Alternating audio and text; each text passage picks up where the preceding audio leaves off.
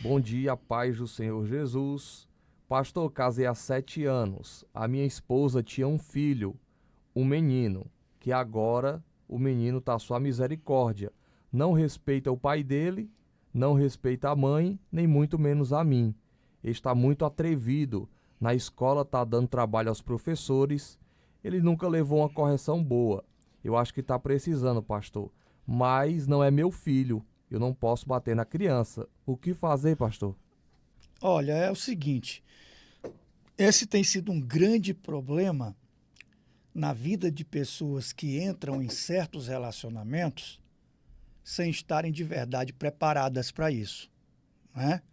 As pessoas querem começar uma vida, começar um relacionamento, que é para durar uma vida, que é um casamento, e elas não estão preparadas para isso. De repente, aquela mulher que tem um filho ou uma filha traz o homem errado para dentro da sua vida, traz a pessoa errada para dentro da sua vida. De repente, aquele homem que conhece uma mulher e se apaixona por ela, mas ela tem um filho, diz assim, não, eu vou amar essa criança, vai ser meu filho e eu vou amar ele como se fosse meu filho. Quando, na verdade, na realidade da convivência e dos fatos, isso não acontece. Isso não acontece.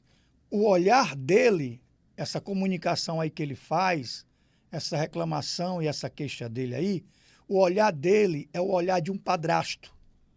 É a visão de um padrasto que se sente incomodado com a presença da criança.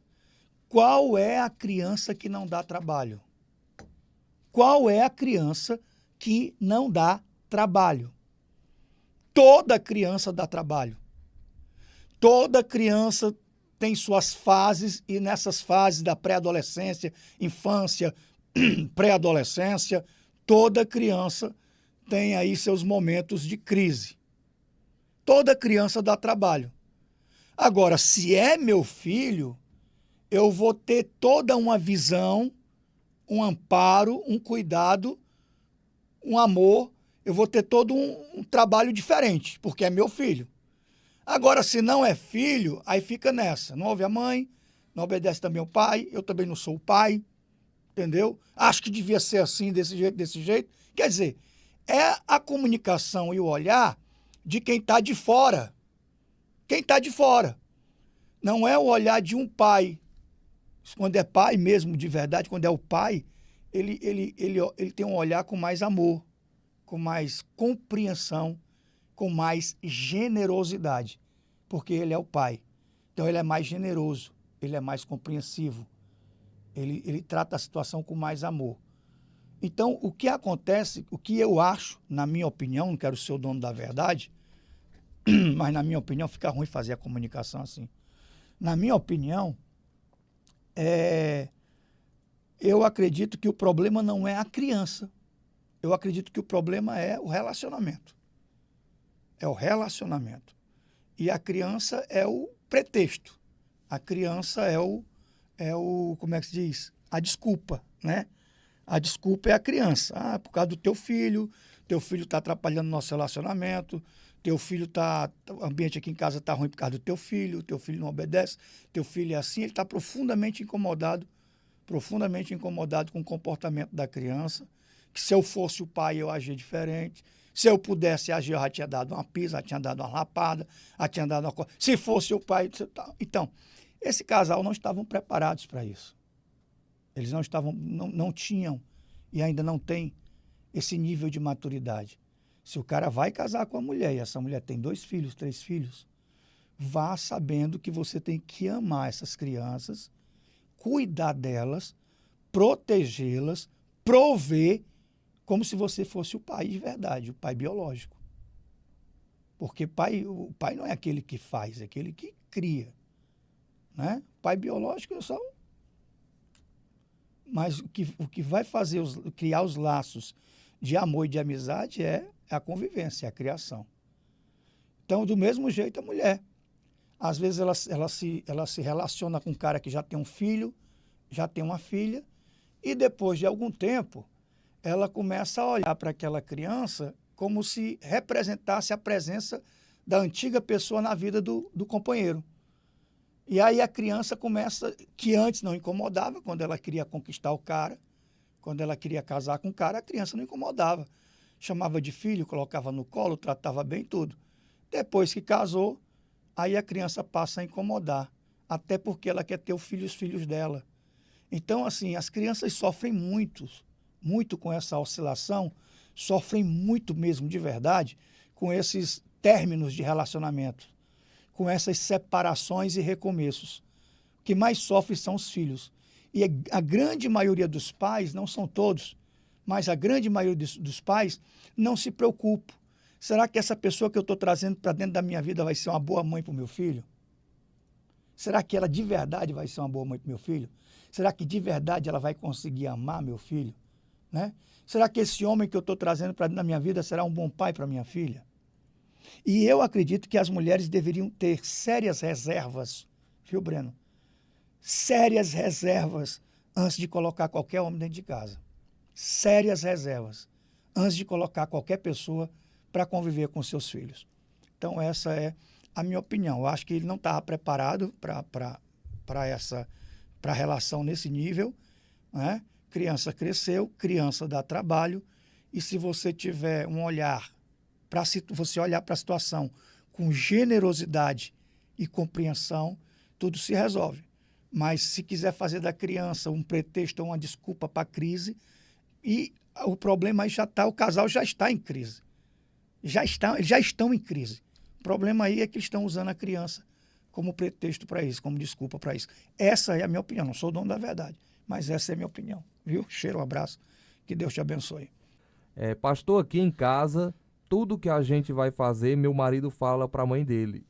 Tudo ele Deus pede a opinião dela. Eu já falei para ele, macho, a gente casou e quem manda aqui é a gente. Não precisa ficar pedindo a opinião de tudo para tua mãe. Mas ele disse que ela é mulher de oração e não tem problema falar tudo para ela. Quando começa com essas resenhas aí, né? E começa com essas resenhas, e assim, a gente quer, porque quer, fazer que os outros sejam como a gente idealiza, tá? Vou citar aqui um exemplo, tá bom, Breno? Vou citar aqui um exemplo. O Breno tem um jeito dele. E o Breno tem um jeito dele a vida toda. Como a Yane tem um jeito dela, e ela tem um jeitinho dela a vida inteira, ela é daquele jeitinho dela, né? Então, de repente, o Breno, a vida toda, ele foi um cara apegado à mãe, né? Foi um cara apegado à mãe. A mãe sempre, um exemplo, tá? Suposição. A mãe sempre foi uma referência importante para ele por ser evangélica. Minha mãe sempre foi para mim. Minha mãe sempre foi para mim uma referência importante. Quando eu era jovem, que eu estava com qualquer problema ou doente, eu dizia, mãe, ore por mim, mãe. Uma vez eu fui pagar um voto na igreja, porque eu estava muito doente. Minha mãe fez um voto e disse, filho, eu vou fazer um voto para você ficar bom. Mas você vai ter que pagar o voto, cumprir o voto. De cumpro. E eu fiquei bom, ela orou por mim, eu fui lá, e o voto era eu ir para o culto, ouvir a palavra de Deus, e eu fui, né? Paguei meu voto, eu fui. E sempre no começo do casamento, da minha vida conjugal, minha mãe e meu pai me ajudaram muito, muito, muito, muito, muito, muito, muito, muito. Eu fui ajudado pela minha mãe e pelo meu pai, demais mesmo. Meu pai fazia tudo por mim. Meu pai todo dia ia deixar o tempero, cebola, tomate, pimentão, ia deixar na minha casa. O pessoal ficava falando, cara, teu filho é casado, casou, tem que se virar e tal. Eu disse, não, ele pode ter 100 anos, ele continua sendo meu filho. Meu pai dizia isso. Ele tem 100 anos, ele continua sendo meu filho, né? Minha mãe sempre, nunca houve problema eu conversar com ela, eu pedir um conselho a ela. Nunca houve. E aí, o que é que acontece? Isso nunca foi um problema para minha esposa. O meu relacionamento com meu pai e com minha mãe nunca foi um problema para ela, né? De repente a moça se casa, vou voltar para o assunto aqui, a moça se casa e agora ela quer um marido no padrão que ela idealiza, ela quer o cara daquele jeito ali. O cara nunca foi daquele jeito. O cara nunca foi daquele jeito. Tá entendendo? Mas ela quer o cara daquele jeito ali. Aí ela passa a se incomodar com pequenas coisas. Sabe, pequenas coisas ganham assim uma dimensão, pequenas bobagens ganham assim uma dimensão, porque, mas você já é assim, você já é um homem, você já é casado, não tem mais que dar satisfação, nem tá conversando com ninguém, não. Mas é o jeito do cara, ele foi assim a vida toda. É a cultura familiar dele. Sabe, é você casar com a Iane. Não, Iane, você tá conversando demais com a sua mãe, precisa ter essa amizade pegajosa com a tua mãe, não. Tu já casou, tu já saiu de casa. Aí você começa a se incomodar com coisas que antigamente a pessoa não entende. Por que você tá assim, se incomodando com isso? Porque a pessoa quer que o outro seja do jeito que ela idealizou. Então tem que ser do padrão que ela idealizou. Tá entendendo? Aí começa a se incomodar com coisas e fazer um cabo de guerra e fazer disso motivos para crises, coisas tão insignificantes. Quer dizer, às vezes as pessoas complicam demais a vida por imaturidade, por criancice, por imaturidade, as pessoas complicam demais a vida. São cheias de razões, cheias de direitos, cheias de razão, disso, daquilo, aquilo. Complica demais a vida. Faz um cabo de guerra por uma coisa tão pequena. E às vezes falta a generosidade do amor de Deus, do Espírito Santo, de ter um coração mais generoso e mais compreensivo. Ok? Pior se o cara estivesse falando com outra mulher, se ele estivesse batendo papo com outra mulher, se ele estivesse indo atrás de outras coisas. Está conversando com a mãe dele. A mãe dele vai se incomodar com isso, é a mãe dele. Oferece algum perigo para o relacionamento, oferece algum risco para o relacionamento, mas isso se transforma num conflito na vida de muita gente. Uma coisa tão pequena ganha uma dimensão, as pessoas complicam demais as coisas, inflamam demais por bobagem, por besteira, né? Segundo ponto, é aquilo que eu falo sempre aqui, quando uma pessoa se casa, ela tem que ter o seu espaço. Deixará o homem, diz a Bíblia, deixará o homem seu pai e sua mãe, unir-se à sua mulher, e serão os dois uma só carne. E esse deixar, ele existe no sentido, em primeiro lugar, sentido geográfico. Cada um precisa ter o seu espaço. Esse negócio de casar e morar todo mundo junto não dá certo, não é bom. Tem que ter o espaço, sentido geográfico. Deixar no sentido emocional e no sentido financeiro.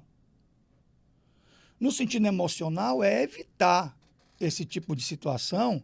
Qualquer crise, liga para a mãe. Qualquer problema, liga para a mãe. Tem que cortar o cordão umbilical. Tem que ir preparando a vida para essa nova fase, para esse novo momento. E cortar o cordão umbilical. Ok? Cortar o cordão umbilical. Então, brigou com a mulher. Mãe, ela não lava minhas cuecas direito. Mãe, ela não cozinha como a senhora cozinha, não. Mãe, ela foi tão grosseira comigo. Mãe, não sei o quê. Toda hora o cara fica ligando para a mãe. Toda hora ela fica ligando para a mãe.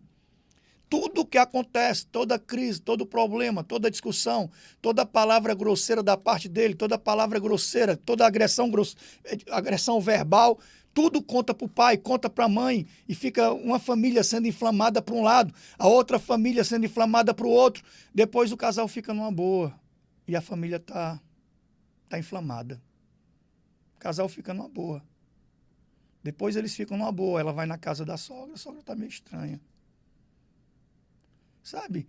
E tem uma coisa, a gente tem que ter cuidado, porque algumas situações, quando vem a maturidade, eu não tenho a cabeça que eu tinha 15 anos atrás, você também não tem, né, Breno? A cabeça que você tinha 15 anos atrás. Mas algumas situações, com o tempo, com o conhecimento, com a maturidade, a gente vai olhando, poxa, como eu fui otário naquele tempo, como eu fui otário, como eu fui besta. Por que eu fiz aquilo, rapaz? Criei um problema do nada, só por causa de orgulho. Você vai pensando assim, cara, se fosse hoje eu não fazia mais isso. Por quê?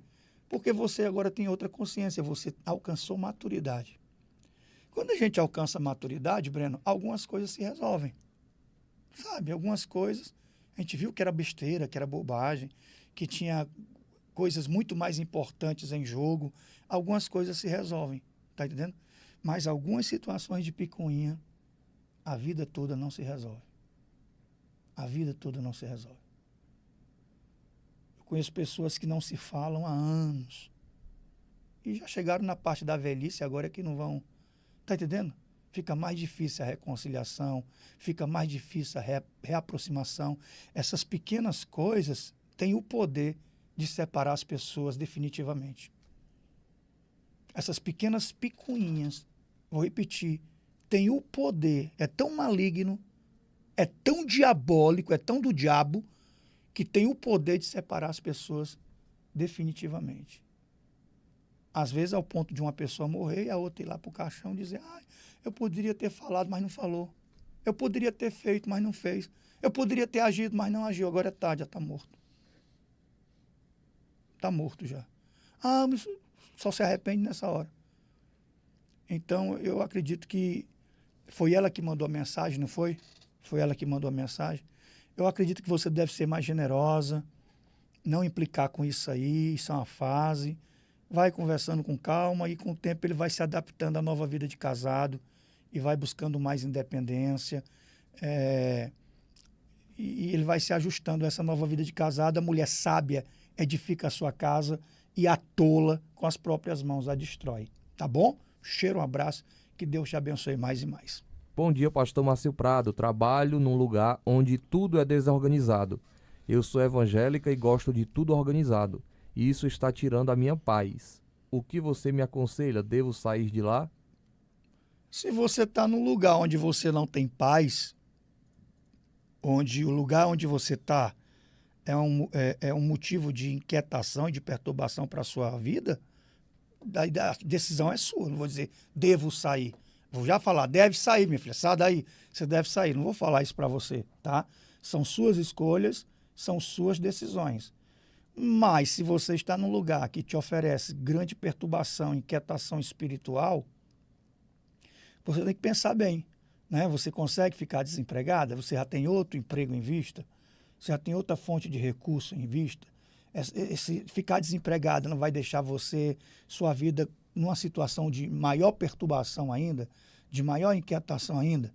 Porque na vida a gente tem que estar preparado para engolir sapo, né, Breno? Na vida a gente tem que estar preparado para situações de desconforto, né, Breno? Se todo mundo, né, amasse o trabalho, fosse todo dia para o trabalho, né, cheio de vontade de trabalhar, meu irmão, muita coisa que a gente faz, acho que a maioria das coisas que a gente faz na vida, a gente faz porque tem que fazer. Porque tem que fazer. Porque se você não fizer, ninguém vai fazer. Se você não levar o pão para casa, ninguém vai levar. Se você não levar o sustento para casa, ninguém vai levar. Então você tem que fazer. Então eu tenho certeza que tem motorista de ônibus que está me ouvindo agora, que o cara hoje pode estar trabalhando à força, não dormiu ontem, de ontem para hoje, não dormiu bem, teve algum problema de saúde, mas hoje, 4h30 da manhã, ele tinha que estar na empresa. E hoje o cara está lá no ônibus, no coletivo, com aquele barulho de gente, trabalhando hoje à força. Trabalhando hoje na marra. Mas ele tem que estar lá, porque ele tem que levar o sustento para casa. Tenho certeza que tem gente no Uber agora, o Moto Uber, o Uber, que o cara hoje está trabalhando à força. Mas tem que trabalhar, porque tem que levar o pão para casa.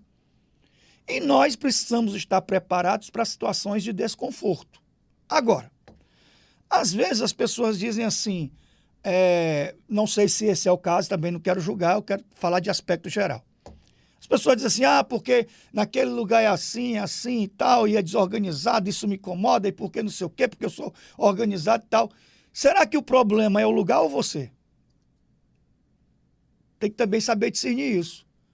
O problema lá no trabalho é o lugar ou é você? Porque nós fomos chamados por Deus para exercer influência. Não para sermos influenciados, mas para exercer influência. Então, se você é tão organizado e trabalha nesse lugar, por que não conversar com muita tranquilidade, conversar com a chefia, né? Com o supervisor, não sei que lugar se trata isso, mas o supervisor, um chefe, um gerente, e dizer, meu chefe, só uma sugestão, não quero me intrometer no trabalho, não quero, para melhorar aqui, a coisa ficar mais produtiva, só uma sugestão, por que a gente não organiza assim, faz assim? Ele vai explicar os motivos, né? Ele vai dizer os motivos, ou então ele vai acolher sua ideia. Ou ele vai acolher sua ideia, ou ele vai dizer os motivos, né? Agora, tem que ter um cuidado de você não ser aquela pessoa que você quer, às vezes, mandar em todo mundo, quer exigir de todo mundo, quer mandar em todo mundo, quer ter uma autoridade, sendo que você não ocupa cargo de chefia para isso. Então, às vezes, o problema não é o local, o problema é às vezes, eu não estou dizendo que esse é o caso, não estou afirmando que esse é o caso, mas às vezes o problema é a pessoa. Eu tinha uma obreira na minha igreja, que ela decidiu ser a delegada da igreja. Era uma obreira que a gente tinha na igreja, que ela decidiu ser a delegada da igreja. Então ela queria mandar até nos pastores, ela queria cobrar de todo mundo, mandar nos pastores, tinha que ser do jeito dela. Entendeu? Então, na cabeça dela, o problema era a igreja. Mas, no conhecimento da igreja, o problema era ela. São duas visões diferentes, né? Então, você tem que discernir se o problema está na empresa ou se o problema está em você. Acredito que para você tomar a decisão de pedir as contas do trabalho e sair do emprego, você tem que ter outra coisa em vista, uma coisa bem já confirmada em vista, tá bom? Ore antes, que Deus te dá direcionamento. Se você orar, Deus vai te dar o direcionamento. Tá bom? Cheiro, um abraço, que Deus te abençoe. Bom dia! A graça e a paz do nosso Senhor, nosso Salvador Jesus Cristo. Como é bom ver você aqui nessa manhã. Diz assim: Deus hoje reservou algo especial para te entregar aqui nessa manhã. Diga de novo: Deus hoje reservou algo especial para entregar para você aqui nessa manhã. Aleluia. Primeiro livro do profeta Samuel. Primeiro livro do profeta Samuel,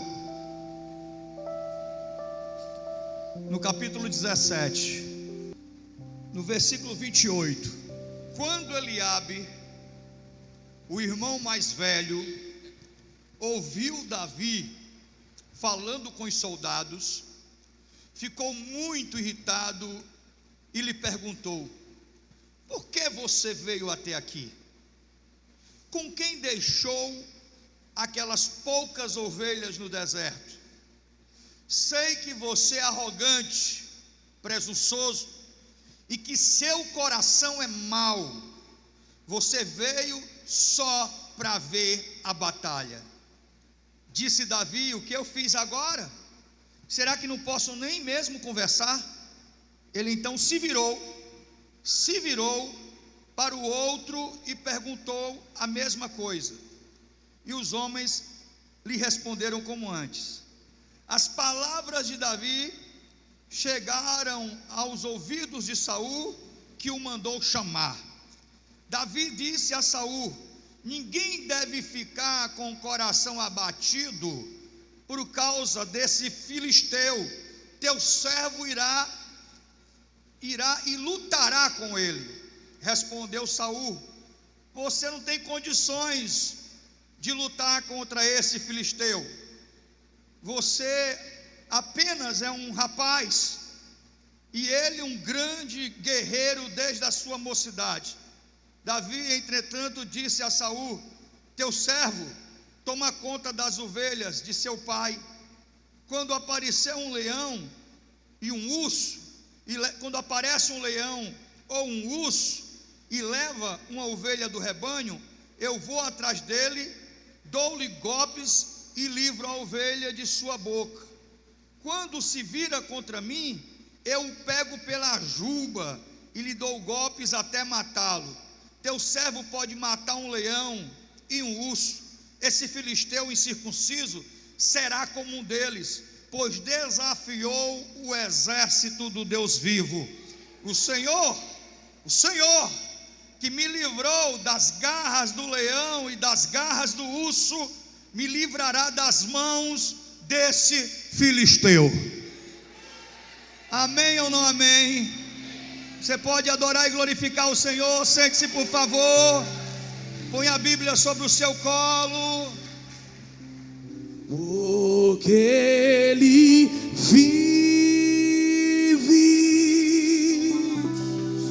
posso crer no amanhã, porque Ele vive. Temor não há. Você pode fazer melhor do que isso, igreja. Mas eu bem sei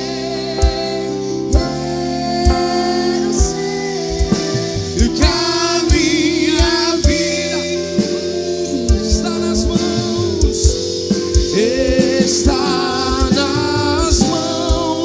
do meu Jesus, que vive está. Vamos aplaudir o Senhor bem forte. O tema hoje é como vencer os grandes gigantes da vida. Amém? Vixe, só tem 3 pessoas aqui. Como vencer os grandes gigantes da vida. Eu trouxe você para a história de Davi, porque nos bastidores dessa história tem muito conteúdo de Deus para mim e para você. Tem muitas lições, verdades espirituais que Deus separou para mim e para você. Primeiro porque nesse momento da história, no capítulo anterior, no capítulo 16, Davi já tinha sido ungido por Saul, ungido por Samuel, Saul era o rei, tinha sido ungido por Samuel na presença dos seus irmãos. No capítulo 17, ele vai até o fronte de guerra, filisteus enfileirados por um lado, os israelitas enfileirados para o outro lado, e um gigante que durante 40 dias foi afrontador, um homem de uma altura fora do comum. Naquela época existiam gigantes, e esse era um dos maiores gigantes daquela época, um homem que, segundo os pesquisadores, dizem que tinha lá entre os seus 3,5 metros e 4 metros de altura, um gigante que não era só alto, mas era forte, que não era só forte, mas era experiente na guerra, já era um guerreiro desde a sua juventude. Esse homem se posicionava no meio do vale e perguntava se existia homem em Israel ou se todos eram covardes, se não tinha um só que viesse enfrentá-lo, venceria a guerra. Aquele que vencesse, venceria a guerra e dominava o outro povo. Mas os homens de Israel tremiam.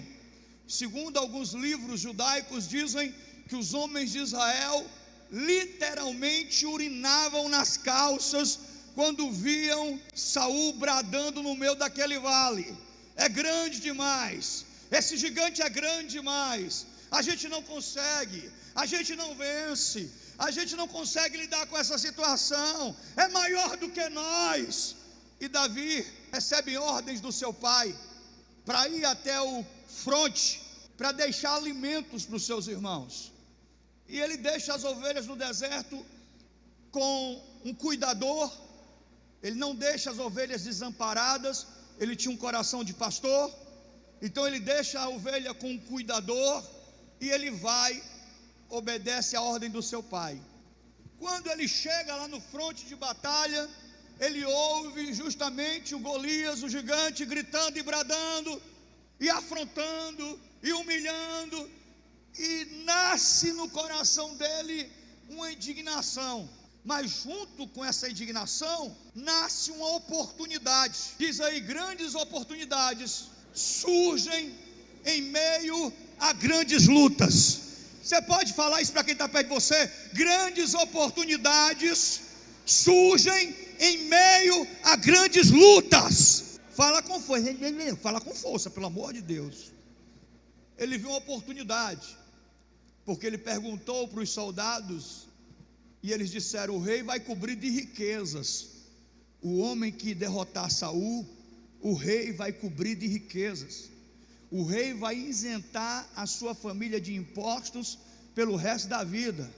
E o rei ainda vai dar a filha de presente para ser esposa dele. ele vai entrar na família do rei, vai ser genro do rei. E Davi, além de estar indignado, ele viu que ali existia uma oportunidade. E quando ele estava ali conversando, o seu irmão mais velho chegou e o desprezou. E na conversa, no diálogo, você percebe que o ambiente na casa de Davi era hostil, que o ambiente na casa de Davi era tóxico, que Davi já vivia essa guerra com os seus irmãos, o desprezo deles, a humilhação deles, a indiferença deles com relação a Davi. E depois que Davi foi ungido, na frente deles, o ódio deles, a revolta deles aumentou cada vez mais. Os questionamentos: por que Deus escolheu esse insignificante? Por que Deus escolheu esse Zé Ninguém?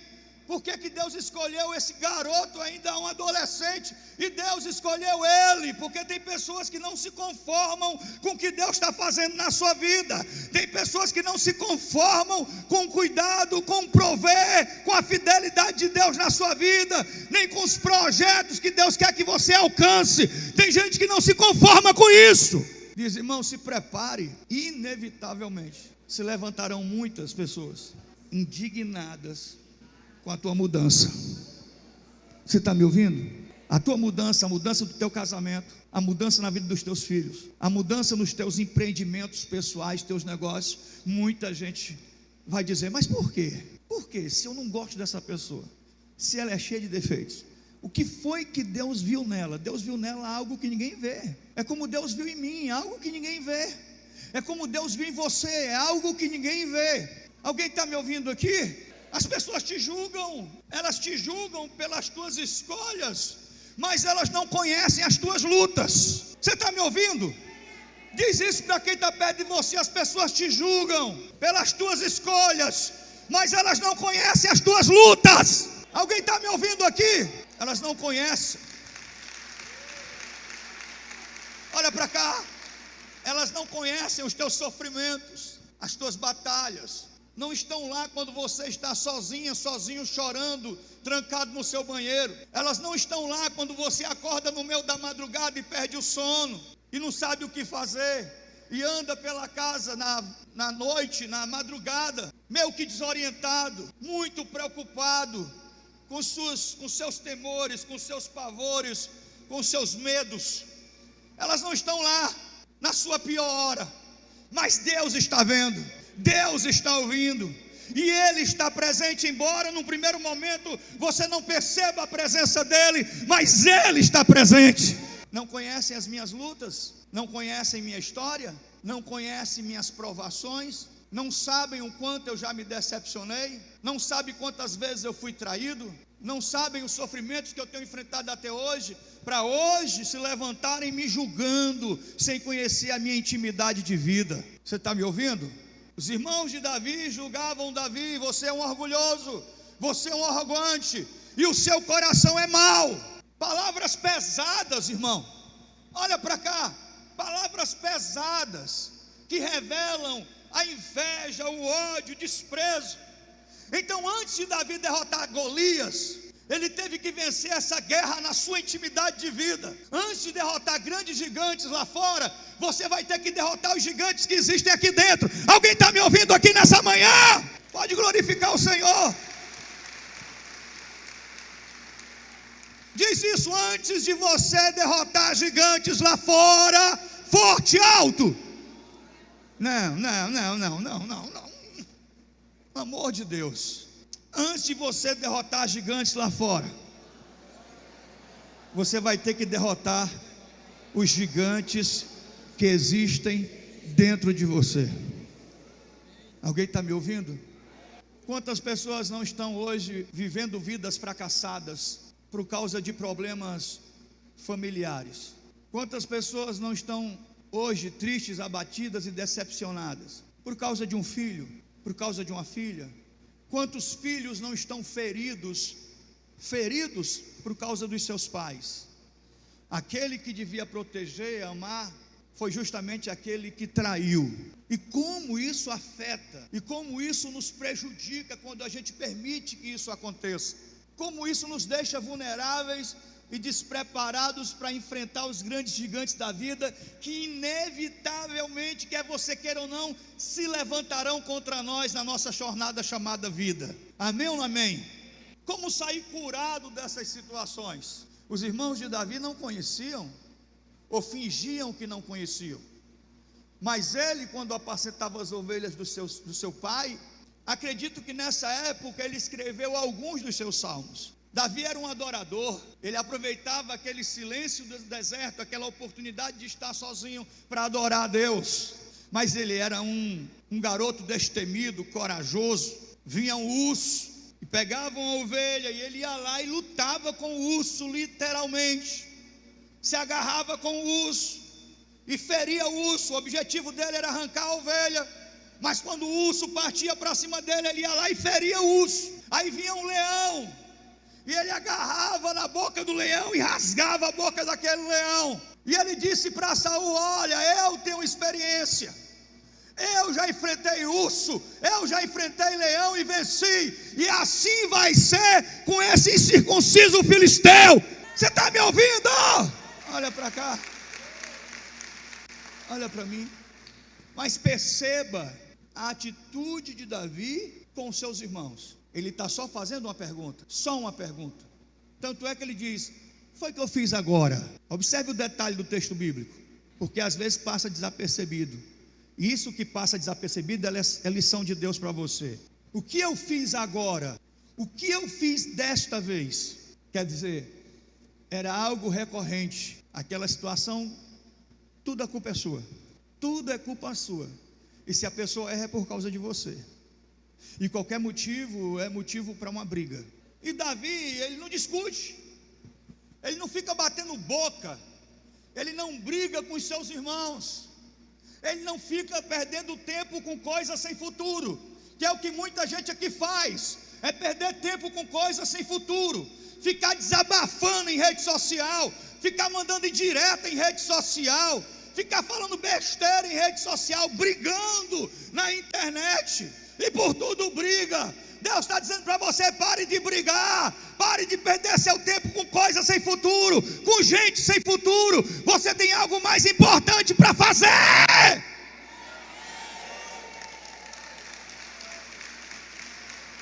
A Bíblia diz que ele se vira. Ele está aqui, o irmão dizendo as coisas com ele. Ele se vira e vai para o que interessa. E ele pergunta novamente como é a conversa. É aquilo que você ouviu. O rei vai cobrir de riquezas, o rei vai isentar a família de impostos, e o rei vai dar a mão da filha em casamento. Então Davi decide: eu vou enfrentar esse gigante, eu vou enfrentar essa guerra, eu vou enfrentar essa luta. Amém ou não amém? Diz aí, você tem que ter da parte de Deus esse espírito enfrentador. Amém ou não amém? Seu gigante é uma depressão? Enfrente. Seu gigante é uma crise no casamento? Em frente. Seu gigante é um câncer? Em frente. Seu gigante é a guerra que você está vivendo lá no seu trabalho? Em frente. Não se esconda, não se entregue, não baixe sua cabeça, não fique se vitimizando, esperando que os outros tenham pena de você. Não fique remoendo o passado e lamentando o que aconteceu. Não há nada que você possa fazer com relação ao passado. O futuro é incerto, ninguém sabe o que vem no futuro, mas você tem da parte de Deus o maior presente que você pode ter, que é o dia de hoje. Então a partir de hoje, comece a mudar a sua vida. Alguém está me ouvindo? Olha para cá. Meu Deus, eu às vezes sou cercado de pessoas que eu fico pensando: meu Deus, a gente quer ajudar, mas não tem como, porque essas pessoas não te ouvem. Elas querem ajuda, mas se recusam a serem ajudadas, porque elas não ouvem. Não ouvem. Elas são melindrosas e às vezes sensíveis demais. Querem ser paparicadas, bajuladas, achando que isso vai resolver sua vida, achando que isso vai resolver seu problema. Mergulham a vida num mar de lamentação e querem que todo mundo escute esse mar de lamentação. Não é só uma vez não, são várias vezes.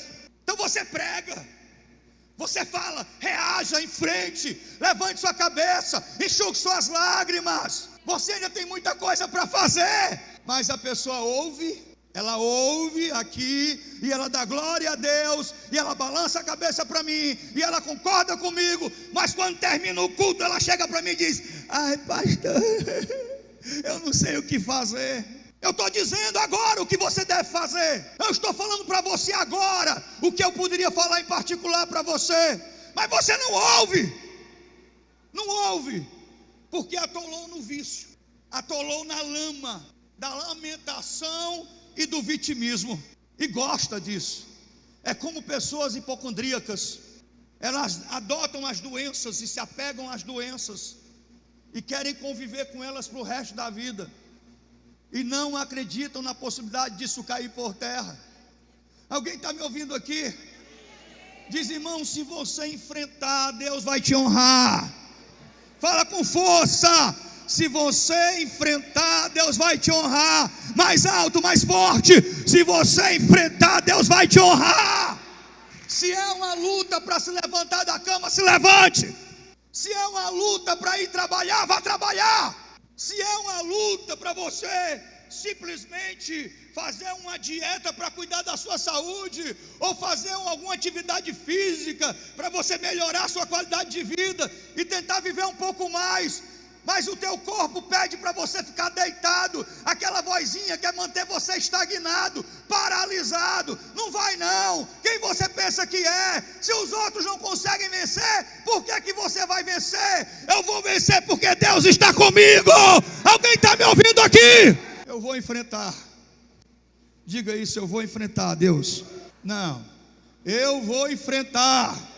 E tu, Senhor, eu sei que tu vai me ajudar, porque tu és a minha rocha, tu és o meu socorro, tu és o meu escudo, tu és a força que habita em mim.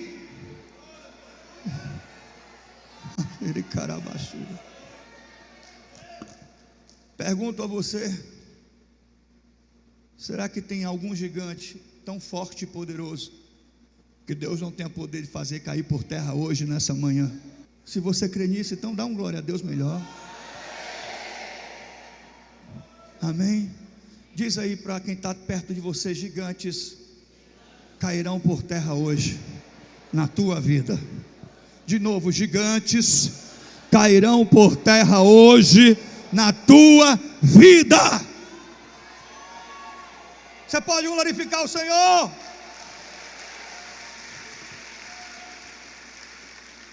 Alguns dias atrás, eu soube que um grupo de pessoas dessa igreja estavam me julgando, e um dos comentários era: o pastor não gosta de gente, porque eu não fico em grupinhos. Se for um grupo de oração, eu posso até ir, mas a maioria desses grupos é para comer pizza, e nessa comelância de pizza aparece todo tipo de conversa. E a minha experiência de vida e as minhas decepções me fez me afastar. Oro por você, cuido de você. Se você não tem ninguém aqui que me procure para conversar, que eu não dê atenção. Mas disseram por aí: o pastor não gosta de gente. Disseram por aí: o pastor é egoísta. E eu digo: meu Deus, escute só, eu já pedi desculpas sem ter culpa. Eu já baixei a cabeça mesmo tendo razão. Já fiz pelos outros o que nunca fariam por mim. Já escondi que estava mal para não preocupar ninguém. Tantas vezes segurei o mundo dos outros e deixei o meu cair. Quando for falar de mim, aproveite e fale também das coisas boas que um dia eu fiz por você. Amém? Então não venha me julgar, porque Deus conhece a minha vida e o meu coração. Você está me ouvindo? Então não se preocupe com a opinião dos outros. Apenas se preocupe em derramar sua vida na presença do Senhor. Coloque a mão no seu coração, feche seus olhos. De carabachuri evalabás. Eu não preciso ser reconhecido por ninguém. A minha glória é fazer com que conheçam a Ti. Que diminua eu e que diminua eu, para que Tu cresças, Senhor, mais e mais.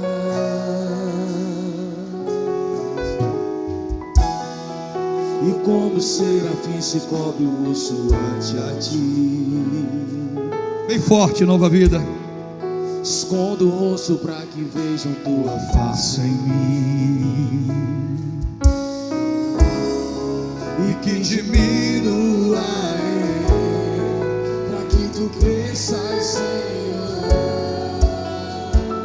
mais e mais. do Santo dos Santos, A fumaça me esconde, só Teus olhos me veem. debaixo de Tuas asas.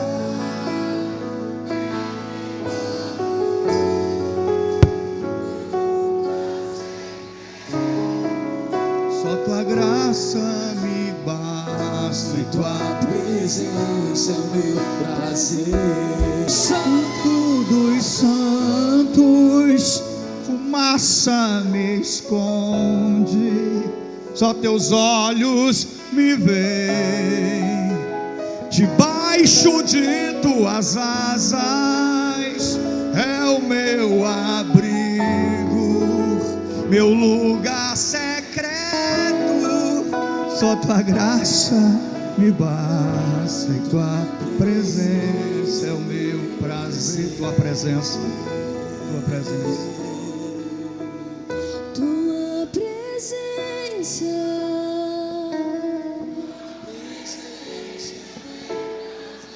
Tua presença. Fala com força, fala com força, fala com força. Tua presença, Tua presença é o meu prazer. Tua presença. Nós podemos fazer muito melhor que isso. Aumente o volume. Mais forte, mais forte, mais forte. Tua presença, Tua presença, Vem, Espírito. Tua presença. Diga pra ele, diga. Tua presença é o meu prazer. Tua presença, Tua presença é o meu prazer. Tua presença, do Santo dos Santos, a fumaça me esconde, Só Teus olhos me veem. Debaixo de Tuas asas é o meu abrigo, meu lugar secreto.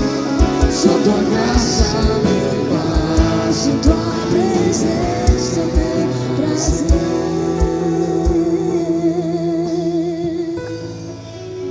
Põe a mão no seu coração. Põe a mão no seu coração. Feche seus olhos. Respire fundo. Encha seus pulmões de ar. Vida. Tirando o ver, fica só ida. Jornada.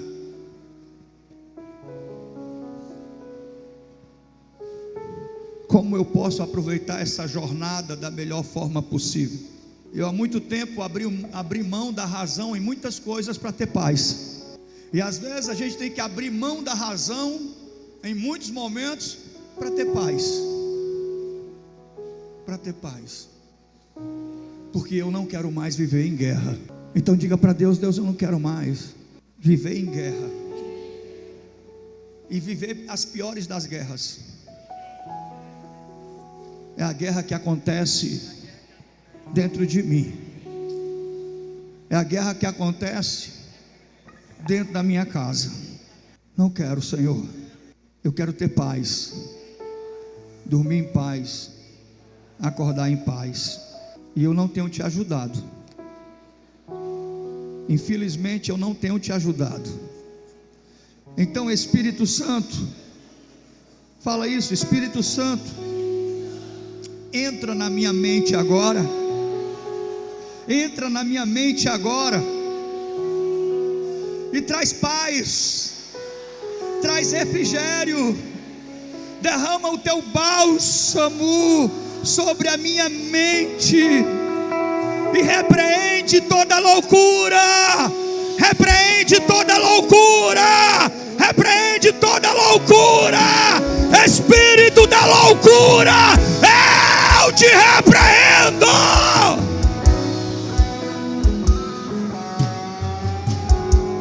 Diga aí, Senhor, me ajuda a não perder o controle. Senhor, me ajuda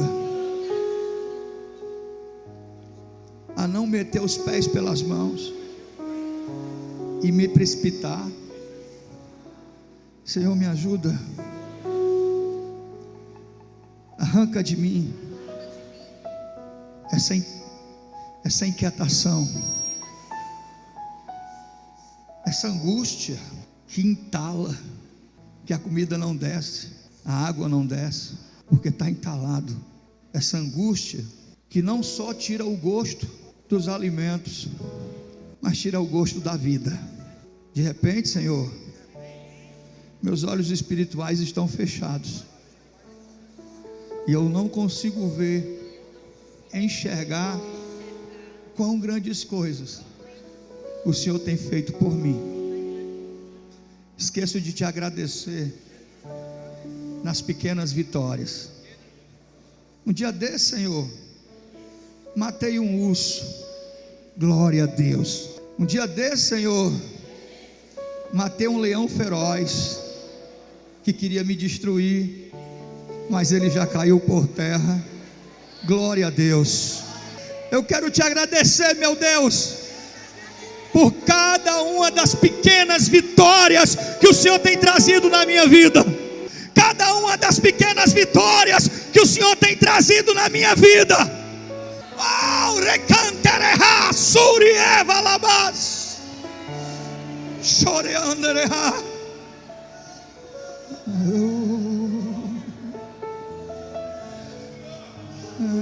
Deus,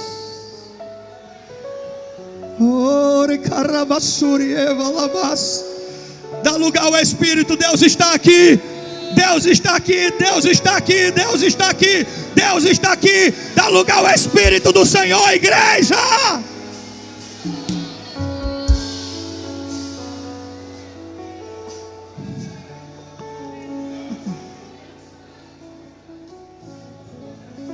Então, Deus, vem nos curar, Senhor.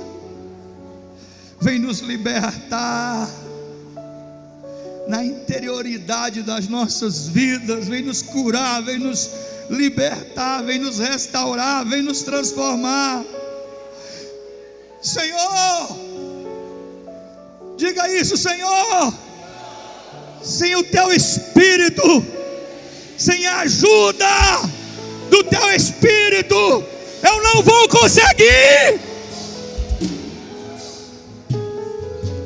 Então, tu és bem-vindo aqui. A casa está pronta. Fala isso, a casa está pronta. Diga de novo, a casa está pronta. Eu já varri tudo. Eu já limpei tudo. Já arranquei o entulho. Já limpei a sala, a cozinha. Está tudo bonito, está tudo cheiroso. E hoje eu entrei no quarto escuro e fiz uma faxina. E saiu muita coisa ruim de lá, mas saiu. Então, Senhor, eu não fui escolhido para ser escravo ou refém. Eu sou livre, porque tu me fez livre.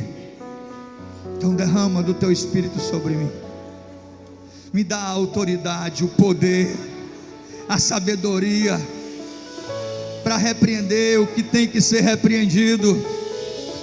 Unge os meus lábios para eu ser profeta para minha casa, para minha família, ou para quem cruzar o meu caminho.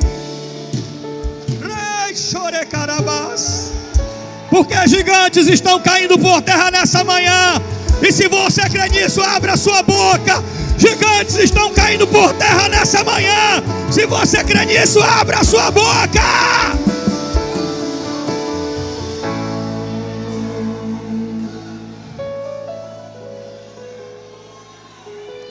Pastor, o meu gigante é um câncer, pois ele está caindo por terra aqui nessa manhã. Qual é o nome do seu gigante? Qual é o nome do seu gigante? Ele está caindo por terra nessa manhã.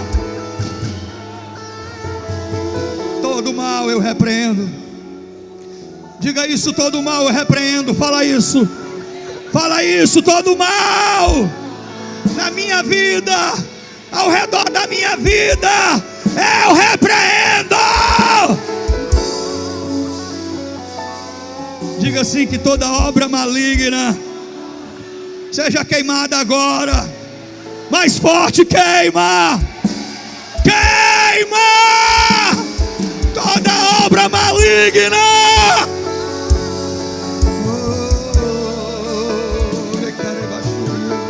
Que o nosso louvor, que a nossa adoração atravesse toda essa atmosfera e chegue até o teu trono. Nos colocamos diante do trono com o nosso louvor, com a nossa oração, com o nosso clamor, e declaramos que toda a majestade, todo o poder pertence a Ti.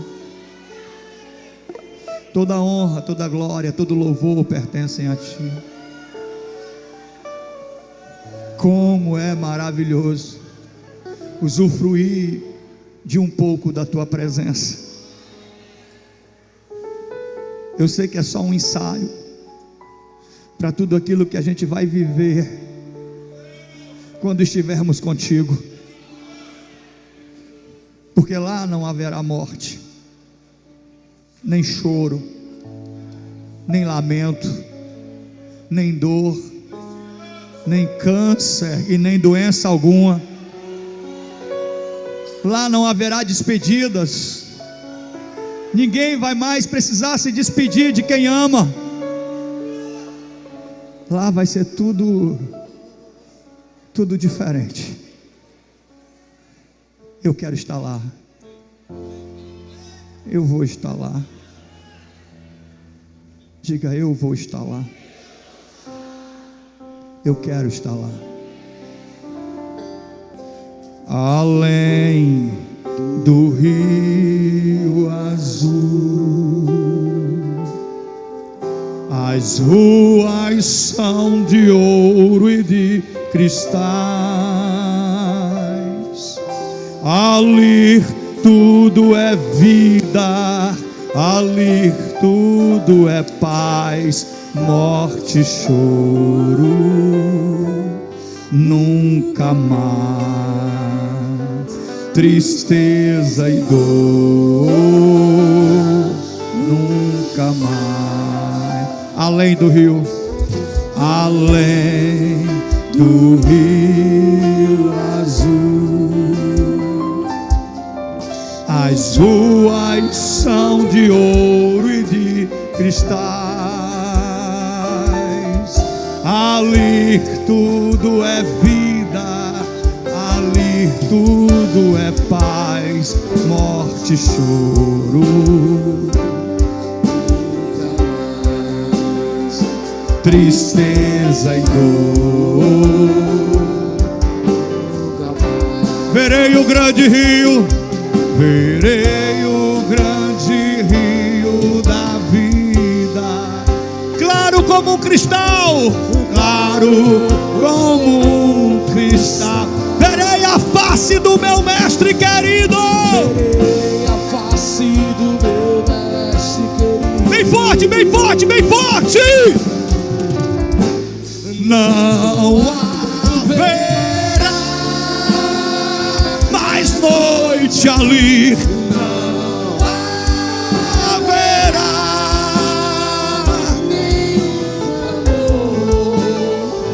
verei os olhos de Jesus e tocarei seu rosto, enfim.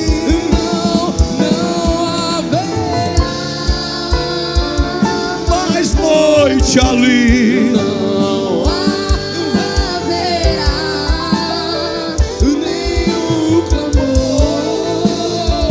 verei os olhos de Jesus E tocarei seu corpo, enfim. Quem pode dar um brado de vitória?